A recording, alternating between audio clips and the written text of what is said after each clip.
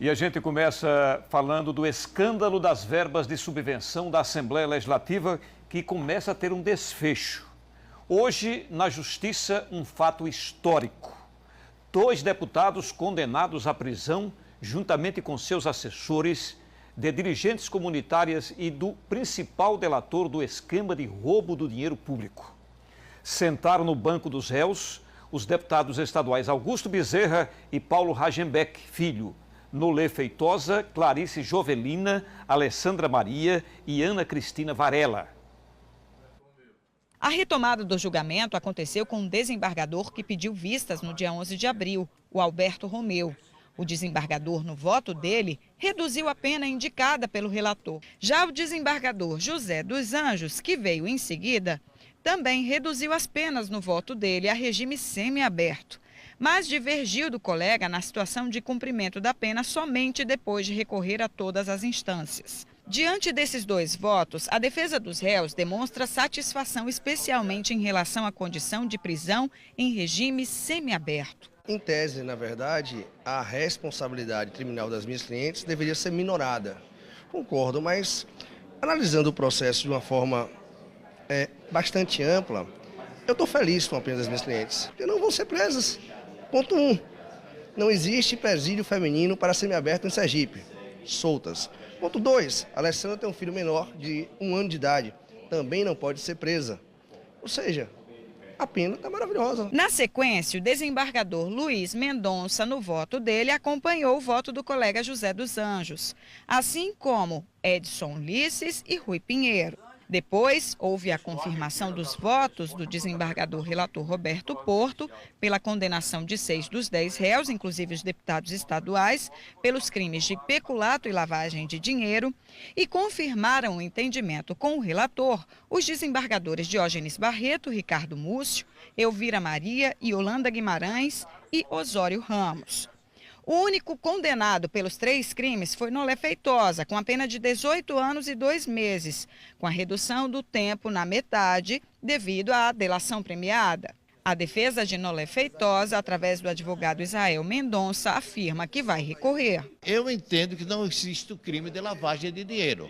Eu vou recorrer, entendeu, para o Superior Tribunal de Justiça e todas as fases de recursos eu vou fazer. Por 6 votos a 5, prevalece a decisão do desembargador relator Roberto Porto, com a condenação de 6 dos 10 réus pelos crimes de lavagem de dinheiro e organização criminosa. E a pena para os deputados estaduais ficou estabelecida em 12 anos, 7 meses e 1 dia de prisão. A defesa irá interpor os embargos de declaração, que há visto algumas contradições e obscuridades e omissões nessa decisão. Irá buscar aclarar esses pontos e depois seguir, o caminho aos tribunais superiores, defendendo a mesma linha, inicialmente a absolvição, as preliminares e toda essa discussão em torno da pena, do regime e da execução provisória da condenação. Houve também a designação de absolvição de 4 réus, assim como o relator: José Agenilson, Wellington Góes, Elisa Maria e Edelvan Alves. Pela decisão de hoje, os condenados vão poder recorrer em liberdade. Somente após o trânsito em julgado no processo no Tribunal de Justiça de Sergipe e mantida a decisão de hoje, os réus terão que iniciar o cumprimento da execução da pena. Vamos então resgatar o caso. Na sessão do Tribunal de Justiça do dia 3 de agosto de 2016, o Procurador-Geral do Ministério Público, Rony Almeida, fez um relato de como funcionou o esquema de desvio de verbas de subvenção. No final do pleno, a denúncia do MPE foi aceita.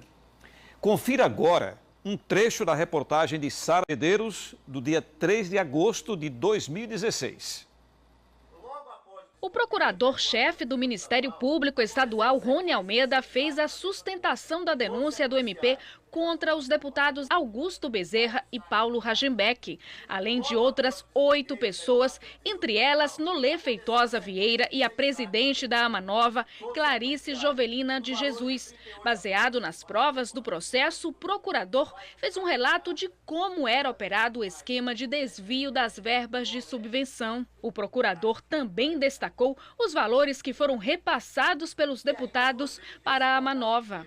940 mil foram da parte do deputado Augusto Bezerra e 1.085.000 reais da parte do deputado Paulo Ragenbeck Filho. Vamos agora aos absurdos. Preste atenção. Augusto Bezerra e Paulinho das Varzinhas, apesar de considerados criminosos e condenados por esses crimes, podem permanecer deputados e, depois de presos, o que deve ocorrer em 30 dias, até participar das sessões da Assembleia. Ou seja, se autorizados pela Justiça, eles podem sair do presídio direto para o plenário da Assembleia. Vão receber os altos salários e tudo mais. Só não sabemos ainda se terão que trabalhar de terno e gravata ou vestidos com o fardamento laranja do sistema prisional sergipano.